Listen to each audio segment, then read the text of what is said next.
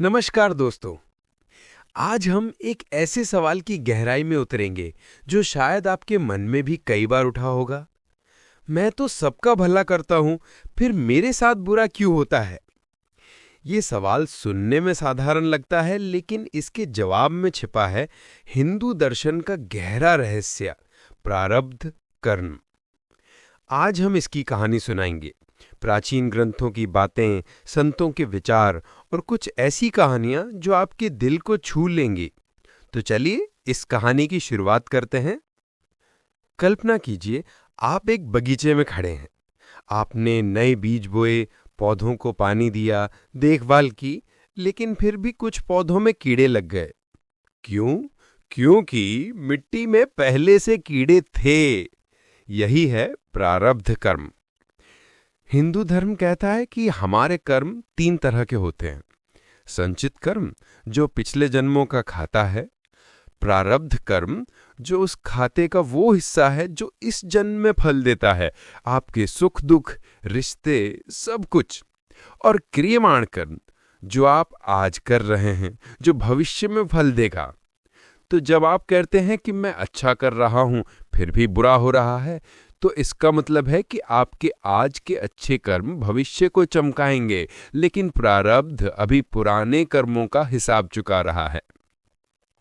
चलिए इस रहस्य को और गहराई से समझने के लिए प्राचीन ग्रंथों की ओर चलते हैं। भगवद गीता में भगवान श्री कृष्ण अर्जुन से कहते हैं, कर्मण्यधिकारस्ते मा फलेषु कदाचन। यानी तुम सिर्फ कर्म करो, फल की चिंता मत करो। क्यों? क्योंकि फल प्रारब्ध के हाथ में है। छांदोग्य उपनिषद कहता है कि हमारी आत्मा अमर है, लेकिन ये शरीर प्रारब्ध के हिसाब से सुख दुख भोगता है। भागवत पुराण में भगवान बताते हैं कि हमारे जन्म, मृत्यु और जीवन की हर घटना प्रारब्ध से तय होती है। विष्णु पुराण भी यही कहता है कि प्रारब्ध ही हमारी नियति है।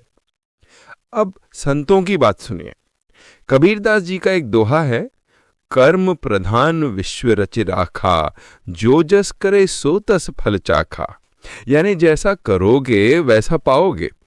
लेकिन वे ये भी कहते हैं कि प्रारब्ध को तो भोगना ही पड़ता है। तुलसीदास जी रामचरितमानस में लिखते हैं, प्रारब्ध भोग बिना नहीं मिटई। यानी प्रारब्ध को भोगे बिना छुटकारा नहीं। रामकृष्ण परमहंस जी कहते थे कि दुख प्रारब्ध का फल है, लेकिन भक्ति से इसे सहन करने की शक्ति मिलती है। स्वामी विवेकानंद जी का कहना था कि कर्म का फल तो मिलता ही है, लेकिन आत्मा उससे परे है। और श्री श्री रविशंकर जी कहते हैं कि जीवन में कुछ भी बिना कारण नहीं होता।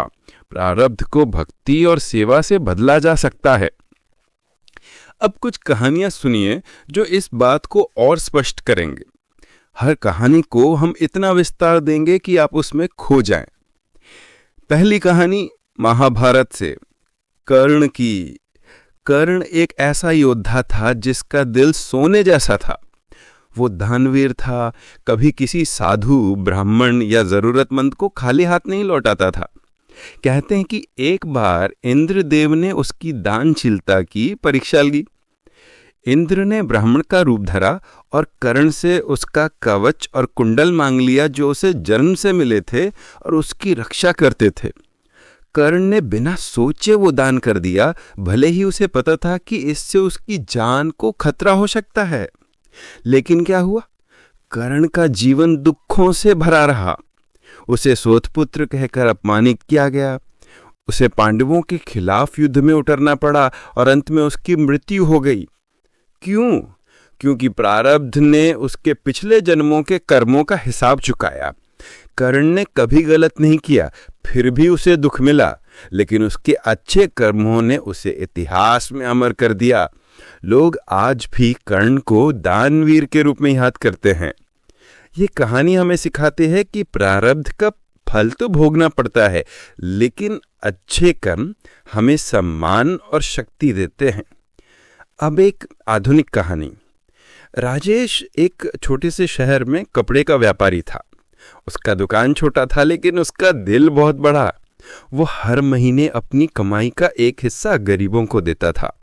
बरसात के दिनों में वो सड़क पर रहने वालों को कंबल बांटता था और मंदिर में हर शनिवार को भंडारा करता था। लेकिन एक दिन उसका जीवन अंधेरे में डूब गया। उसका सबसे बड़ा ग्राहक उसे धोखा दे गया और उसका कारोबार डूबने की कगार पर आ गया। राजेश रात रात भर रोता, सोचता कि मैंने तो कभी किसी का बुरा नहीं किया, फिर मेरे साथ ऐसा क्यों। एक दिन वो एक संत से मिला। संत ने कहा, बेटा, ये तुम्हारे पिछले जन्मों का प्रारब्ध है, लेकिन हिम्मत मत हारो। संत ने उसे रोज सुबह हनुमान चालीसा पढ़ने और दान जारी रखने की सलाह दी। राजेश ने ऐसा ही किया। उसने हर मंगलवार को हनुमान मंदिर में दीप जलाया और गरीबों की मदद जारी रखी। धीरे धीरे उसका कारोबार फिर से खड़ा हुआ, नए ग्राहक आए और उसका नाम शहर में और चमकने लगा। ये कहानी बताती है कि प्रारब्ध दुख देता है, लेकिन अच्छे कर्म भविष्य को बदल सकते हैं। एक और कहानी मनीषा की। मनीषा एक मध्यम वर्गीय परिवार की महिला थी जिसने अपनी जिंदगी को दूसरों की सेवा में समर्पित कर दिया था। वो अपने मोहल्ले में बच्चों को मुफ्त पढ़ाती थी, बूढ़ों की मदद करती थी और हर संकट में पड़ोसियों के साथ खड़ी रहती थी। लेकिन एक दिन उसके जीवन में तूफान आया। उसका इकलौता बेटा जो सिर्फ 15 साल का था, एक दुर्घटना में चल बसा। मनीषा टूट गई। वो रात दिन रोती, भगवान से पूछती, मैंने तो सबका भला किया, फिर मेरे साथ ऐसा क्यों। एक दिन वो एक गुरु के पास गई। गुरु ने उसकी बात सुनी और कहा, ये तुम्हारे पिछले जन्म का कर्म ऋण था, लेकिन तुम्हारी आत्मा शुद्ध है। गुरु ने उसे गंगा स्नान करने और विष्णु सहस्त्रनाम का जाप करने की सलाह दी। मनीषा ने ऐसा ही किया। उसने हर दिन सुबह गंगा किनारे जाकर प्रार्थना की। उसने विष्णु सहस्त्रनाम का जाप शुरू किया। धीरे धीरे उसका मन शांत हुआ। उसने फिर से बच्चों को पढ़ाना शुरू किया और उसकी कहानी सुनकर लोग उसे प्रेरणा मानने लगे। मनीषा का दुख कम नहीं हुआ, लेकिन उसने उस दुख को अपनी ताकत बना लिया। ये कहानी सिखाती है कि प्रारब्ध को भक्ति से सहा जा सकता है। चलिए एक और किस्सा सुनाता हूं अमन का। अमन एक मेहनती छात्र था जो दिन रात पढ़ाई में डूबा रहता था।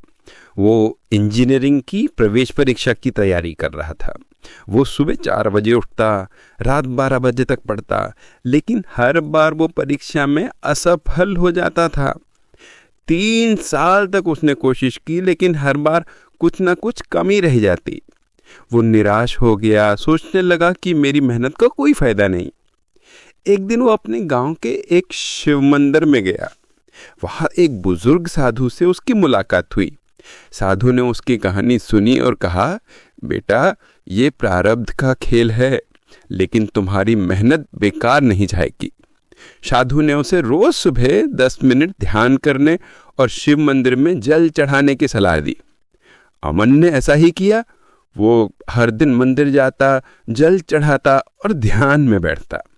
धीरे धीरे उसकी एकाग्रता बढ़ी, उसका मन शांत हुआ और अगले साल वो न सिर्फ परीक्षा पास कर दिया, बल्कि टॉप रैंक में हासिल किया। ये कहानी बताती है कि प्रारब्ध की बाधाएं आती हैं, लेकिन साधना और मेहनत से रास्ता निकलता है। चलिए एक पौराणिक कहानी सुनाता हूं, नल दमयंती की कहानी। राजा नल एक धर्मी राजा थे। उनके राज्य में कोई भूखा नहीं सोता था। उनकी पत्नी दमयंती उनकी हर कदम पर साथ थी। लेकिन प्रारब्ध ने उनके जीवन में तूफान ला दिया। शनि और अन्य ग्रहों के प्रभाव से नल को अपना राज्य, धन और यहाँ तक कि दमयंती को भी खोना पड़ा। वो जंगलों में भटकने लगे, कीचड़ में लथपथ, भूखे प्यासे। लेकिन नल ने हार नहीं मानी। उन्होंने भगवान की भक्ति की और दमयंती ने भी उनके साथ हर कदम पर साथ दिया। आखिरकार उनके अच्छे कर्मों और भक्ति ने प्रारब्ध को हराया। नल को उनका राज्य वापस मिला और उनकी कहानी अमर हो गई। ये कहानी सिखाती है कि प्रारब्ध कितना भी कठिन हो, भक्ति और धैर्य से सब कुछ संभव है। आखिरी कहानी प्रिया की। प्रिया एक ऐसी महिला थी जिसने अपनी जिंदगी को स्वस्थ और सकारात्मक बनाया था। वो रोज योग करती, प्राणायाम करती और शाकाहारी भोजन खाती थी।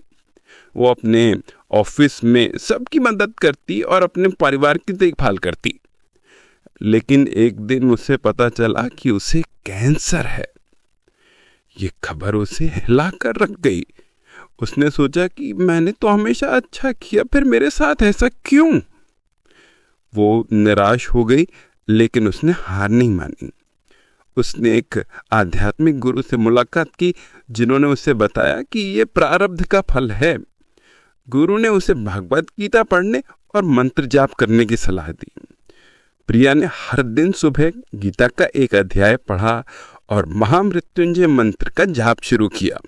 उसकी बीमारी पूरी तरह ठीक नहीं हुई, लेकिन उसका मन इतना मजबूत हो गया कि वो दूसरों को प्रेरित करने लगी। उसने कैंसर मरीजों के लिए एक सहायता समूह बनाया और आज उसकी कहानी हजारों लोगों के लिए प्रेरणा है। तो क्या प्रारब्ध को बदला जा सकता है? हाँ, कुछ हद तक। भगवद गीता कहती है कि भक्ति और ज्ञान से प्रारब्ध का असर कम होता है।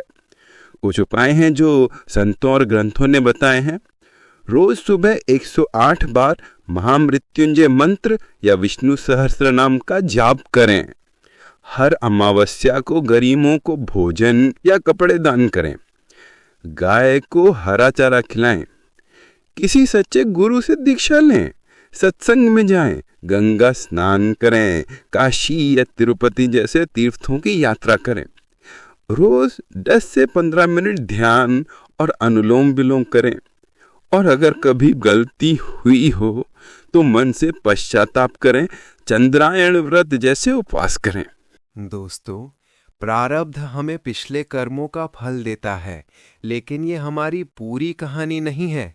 हमारी आत्मा अमर है और हर दुख हमें कुछ सिखाता है।